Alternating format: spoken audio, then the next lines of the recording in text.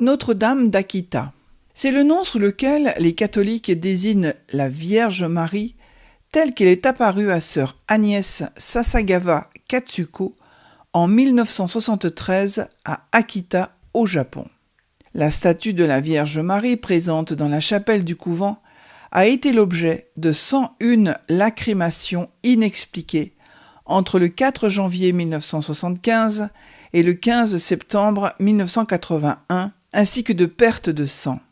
Ces lacrymations ont été observées par plus de 500 témoins. Après plusieurs enquêtes canoniques réalisées par l'Église catholique et des analyses des sécrétions de la statue de bois, ces événements ont été reconnus comme authentiques et dignes de foi par l'évêque de Niigata en 1984, puis par le cardinal Ratzinger en 1988. La vénération de Notre-Dame d'Akita est autorisée par l'évêque du lieu depuis 1984. En 1963, M. Saburo Wakasa de l'Institut japonais de sculpture sculpte au couteau une statue de la Vierge Marie en reprenant le visuel de la Dame de tous les peuples. Il donne néanmoins un visage japonais à la représentation de la statue. La statue de bois est installée dans le couvent d'Akita au Japon. Les apparitions mariales. En mai 1973, au couvent de l'Institut séculier des servantes de l'Eucharistie, où à l'époque des faits résidaient une quinzaine de sœurs, est entrée Katsuko Sasagawa, une catéchiste de 42 ans, devenue subitement sourde 2 mois auparavant, qui prendra le nom de Sœur Agnès.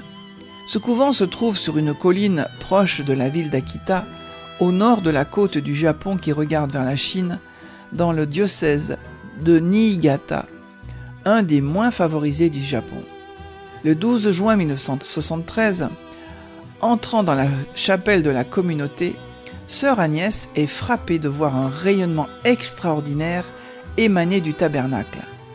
Les 2 jours suivants, un phénomène semblable se reproduit, à ses yeux seuls, et elle n'en parle qu'à sa supérieure.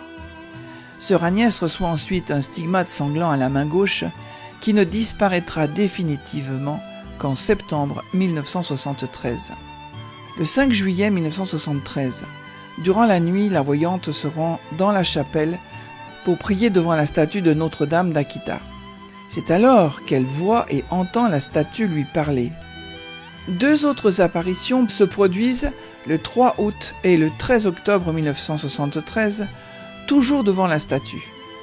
La voyante reçoit des messages d'appel à la prière et à la pénitence pour apaiser le courroux du Père face au péché des hommes et éviter que de terribles châtiments ne tombent sur l'humanité.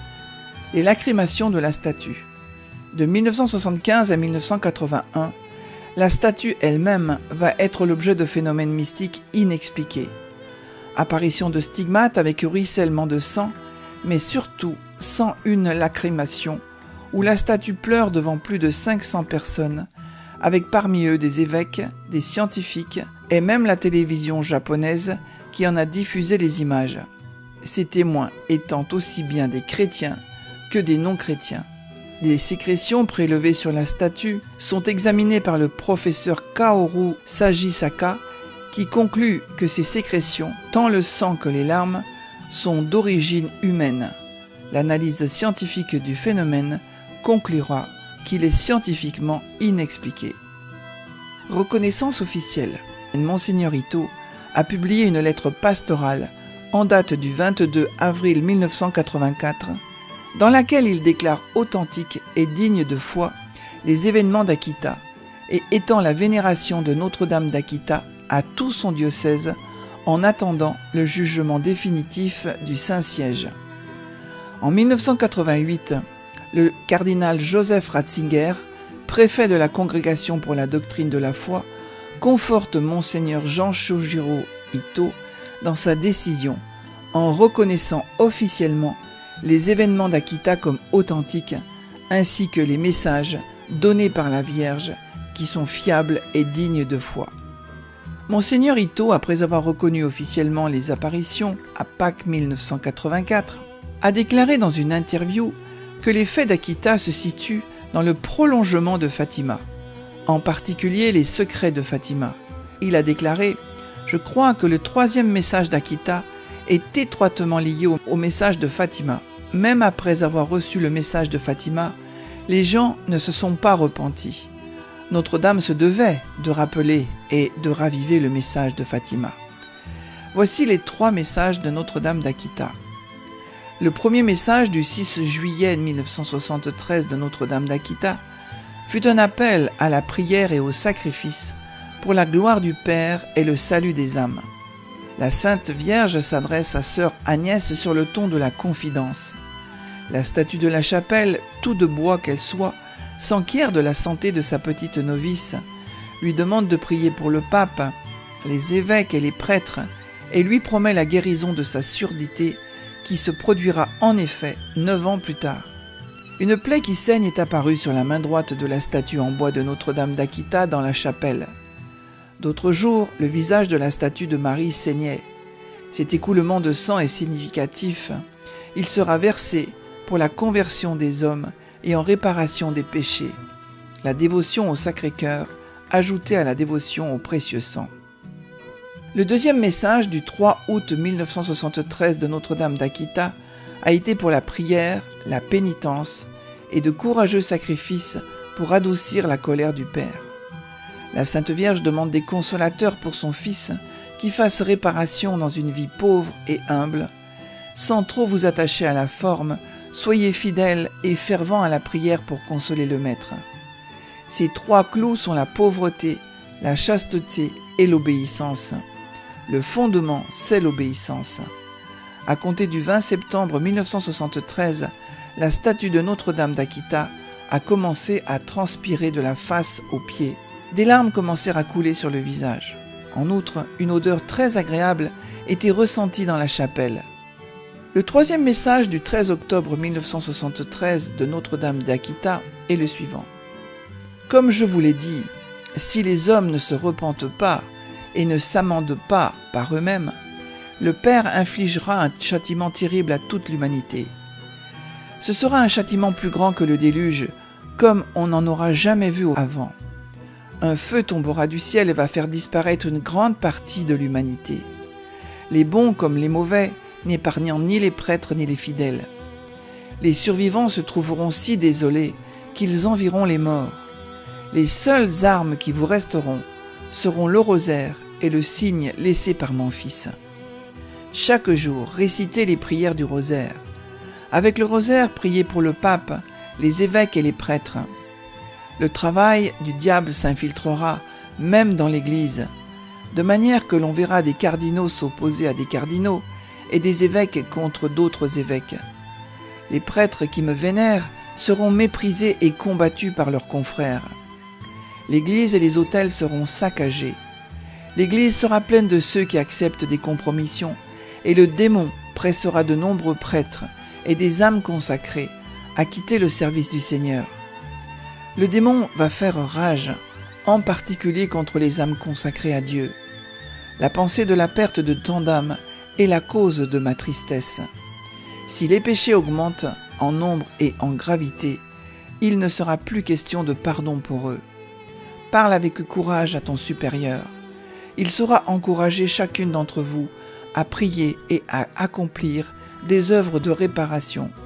Une seule arme, le rosaire. À partir de ce moment commence une série de diverses manifestations surnaturelles. Songes prémonitoires, attaques du démon, altérations variées de la statue de la Sainte Vierge d'Akita. Les 4 enseignements de Notre-Dame d'Akita selon Monseigneur Jean Ito. Premièrement, primauté de l'Eucharistie, présente au commencement, rayonnement émis par le tabernacle, et à la fin, puisque sœur Agnès a été définitivement guérie de sa surdité au cours d'un salut du très saint sacrement, de ses révélations faites au sein d'une communauté de servantes de l'Eucharistie. Deuxièmement, rappel de l'intime participation de Marie à la passion de son Fils, statue couverte de sueur, saignements, larmes, d'autant plus frappante pour des Japonais que, à leurs yeux, pleurer devant les autres est une honte. Troisièmement, appel universel à la conversion et à la prière très puissante, surtout celle des humbles et des délaissés, y compris la prière de nombreux païens qui se sont joints à celle des chrétiens. En effet, les châtiments annoncés semblent avoir été écartés par la prière de ceux qui ont écouté ces messages. Quatrièmement, les prêtres qui ont assisté aux lacrymations ont été profondément touchés de voir les larmes de leur mère, sentant que l'état du clergé était la cause la plus profonde de cette douleur. Les moyens de soulager celle-ci sont l'humilité et la charité, dans les deux sens, au sein de la hiérarchie. Les apparitions de Notre-Dame d'Akita font curieusement partie des rares apparitions à avoir été reconnues par l'Église. Pourquoi curieusement? Parce que sur les quelques 20 000 apparitions recensées dans le monde, il n'y en a que 17 à avoir reçu la bénédiction de Rome. Cette apparition, dans le seul pays à avoir connu les ravages de l'arme nucléaire, est étroitement liée au continent européen. Ce lien passe d'abord par la présence de la statue de la Vierge, dont le modèle provient des Pays-Bas, pays majoritairement protestants, où la Sainte Vierge est apparue en 1945, à la veille du bombardement atomique, avec la croix de son fils fixée dans son dos. Marie s'est présentée à Amsterdam comme étant Notre-Dame de tous les peuples. 28 ans plus tard, au hasard des rencontres, cette statue s'est retrouvée au couvent de l'Institut séculier des servantes de l'Eucharistie à Akita, au Japon. Si le 25 mars 1945, à Amsterdam, Notre-Dame semblait déjà alerter le monde sur les dangers de la guerre atomique, son installation au Japon en 1973 n'a rien d'anodin. C'est un message lié aux apparitions de Fatima. De 1973 à 1981, les Japonais vont assister donc à 101 lacrymations de Notre-Dame de tous les peuples. Mieux, la Sainte Vierge va délivrer à une sourde un message apocalyptique à ne plus pouvoir dormir. Le 13 octobre, la reine des prophètes annonce une catastrophe terrible, pire que le déluge de la Bible, accompagnée de la destruction des 3/4 de l'humanité, si l'homme continue sa course folle sans Dieu.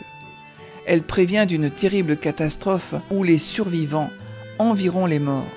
Or, ce 13 octobre 1973 est étroitement lié aux événements de Fatima.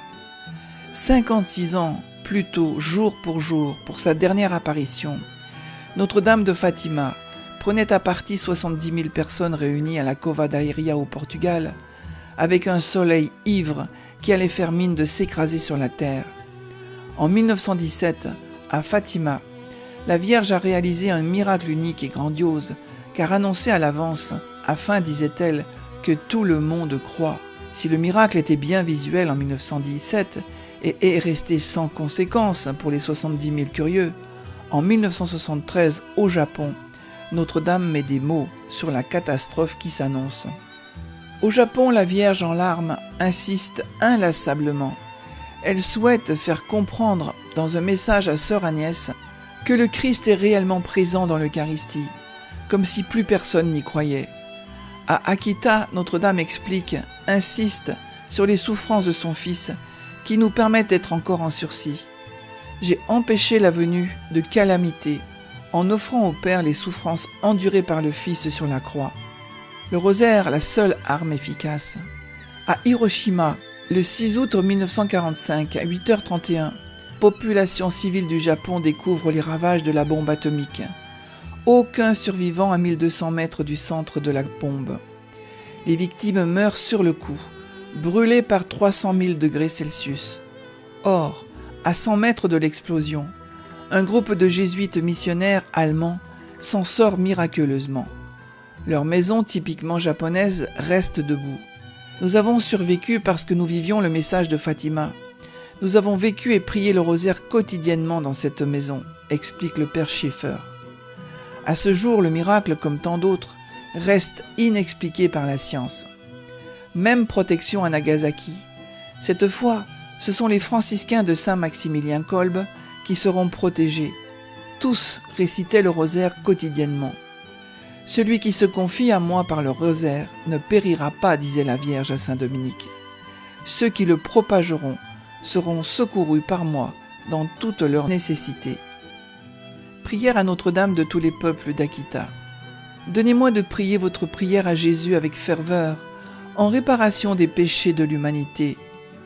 Ô Jésus qui êtes réellement présent dans l'Eucharistie, je joins mon cœur à votre cœur adorable, immolé en perpétuel sacrifice sur tous les autels du monde, dans la louange du Père, implorant la venue de votre règne, et je vous fais l'oblation totale de mon corps et de mon âme. Daignez agréer cette humble offrande comme il vous plaira, pour la gloire de Dieu et le salut des âmes. Seigneur Jésus-Christ, Fils du Père, répandez votre esprit sur la terre, et faites habiter l'Esprit Saint dans le cœur de tous les peuples, afin qu'ils soient délivrés de la corruption, des calamités et de la guerre. Sainte Mère du ciel, ne permettez pas que je sois séparé de votre divin Fils, et gardez-moi toujours comme votre propriété. Aidez-moi à aimer le Seigneur, et à prier avec le rosaire toujours et beaucoup pour le pape, les évêques et les prêtres. Étendez votre protection sur les âmes consacrées, afin qu'aucune ne soit perdue par les œuvres du démon. Aidez-moi à devenir une âme bien-aimée qui console le Seigneur de tant d'hommes qui l'affligent. Je veux appartenir à la cohorte des âmes victimes qui réparent par leur souffrance et leur pauvreté pour les pécheurs et les ingrats. Je veux adoucir la colère du Père céleste afin que le grand châtiment n'arrive pas. Ô Marie, que mon amour pour vous soulage votre profonde et douloureuse blessure. Sainte Marie, pardonnez-nous de vous causer tant de tristesse et de douleur. Nous vous demandons pardon pour nos péchés et nos fautes.